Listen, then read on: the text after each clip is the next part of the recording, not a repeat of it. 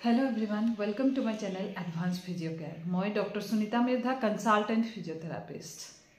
আজি মই আপোনালোকলৈ লৈ আনিছো এটা অতিকৈ গুৰুত্বপূৰ্ণ বিষয় আৰু বিষয়টো হৈছে যে দীৰ্ঘদিন ধৰি কম্পিউটাৰ বা মোবাইল ব্যৱহাৰ কৰাৰ ফলত আপোনাৰ চকুত কিছুমান সমস্যাৰ সৃষ্টি হয় যেনে চকুৰ মনিত বিষ হোৱা, চকু পিৰপিৰণি কৰা, চকুৰ ওপৰত জালি বন্ধা যেন লাগা আৰু চকুৰ কিছুমানৰ শুকান হোৱা যেন লাগে।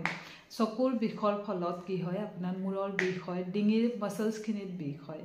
এই সকলোখিনি সমস্যাত সকলোৱে ভুগি আছে আৰু যিসকলে ভুগি আছে তেনেহলে আপুনি নিশ্চয়কৈ এই ভিডিওটো চালে গম পাব যে কিছুমান এনেকুৱা ধৰণৰ এক্সাৰসাইজেস আছে বা কিছুমান এনেকুৱা খাদ্য আছে যিখিনি খালে বা এক্সাৰসাইজখিনি কৰিলে আপুনি এই সমস্যাসমূহৰ পৰা আঁতৰি থাকিব। তেনেহলে বেছি দেৰি নকৰি আহক ভিডিওটো স্টাৰ্ট কৰোঁ।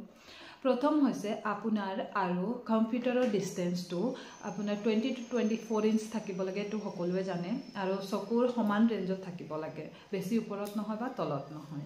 নেক্সট হৈছে আপোনাৰ কম্পিউটাৰৰ উজ্জ্বলতা মানে ব্ৰাইটনেছ আৰু আপোনাৰ ৰুমৰ ব্ৰাইটনেছ, ৰুমৰ যোনটো পোহৰ হেতু সমান থাকিব লাগে, কম বা বেছি হ'ব নালাগে। নেক্সট আহক নিয়ম কিছুমান আছে যেনে 20-20-20 নিয়ম ফলো কৰিব লাগে। যেনে আপুনি 20-20-20 নিয়ম যদি ফলো কৰে মানে 20 মিনিটৰ মূৰে মূৰে বহু সময় কম্পিউটাৰ চাই থকা কাম হৈ আছে আপোনাৰ, তেনেহলে আপুনি 20 মিনিটৰ মূৰে মূৰে 20 সেকেন্ডৰ বাবে 20 ফুট দূৰত্বৰ বস্তু কিবা চোৱা আৰম্ভ কৰক। এইটো কৰিলে আপোনাৰ নিশ্চয়কৈ আপুনি চকুত বহুতখিনি আৰাম পাব। নেক্সট হৈছে আপোনাৰ চকুত গৰম হাতৰ তলুৱা ঘঁহি আপুনি গৰম ভাপ এনেকে লগাব লাগে। আধা ঘণ্টা 1 ঘণ্টাৰ মূৰে মূৰে আপুনি এদৰে কৰি থাকিব লাগে। 10 সেকেন্ড 20 সেকেন্ড বাবে ধৰি ৰাখিব, 10 বাৰ 20 বাৰকে কৰিব পাৰে। নেক্সট আপুনি এন্টি গ্লেয়াৰ ফিল্টাৰ ব্যৱহাৰ কৰিব পাৰে কম্পিউটাৰত। আকৌ আপুনি লুব্ৰিকেটিং আই ড্ৰপস পায়, হেতু আপুনি ব্যৱহাৰ কৰিব পাৰে যদি বেছিকৈ শুকান যেন লাগে চকুত। নেক্সট আপোনাৰ ব্লু লাইট ব্লকিং গ্লাसेছ পোৱা যায়, হেতু ব্যৱহাৰ কৰিব পাৰে, হেতু পিন্ধি আপুনি কম্পিউটাৰ চাব পাৰে। আকৌ নেক্সট হৈছে এক্সাৰসাইজ, আকৌ এটা কম যে আপুনি আই ৰোটেশন এক্সাৰসাইজ কৰিব পাৰে। চকু আধা ঘণ্টা মূৰে মূৰে আপুনি কি কৰিব, চকুকেইটা এবাৰ সোঁফালে এবাৰ বাওঁফালে এদৰে আপুনি মূৰটো ঘূৰাব নালাগে, আপোনাৰ চকুকেইটা ৰোটেট কৰিব পাৰে আৰু এন্টি ক্লকৱাইজ আৰু ক্লকৱাইজ আপুনি চকুকেইটা মুভমেন্ট কৰিব পাৰে।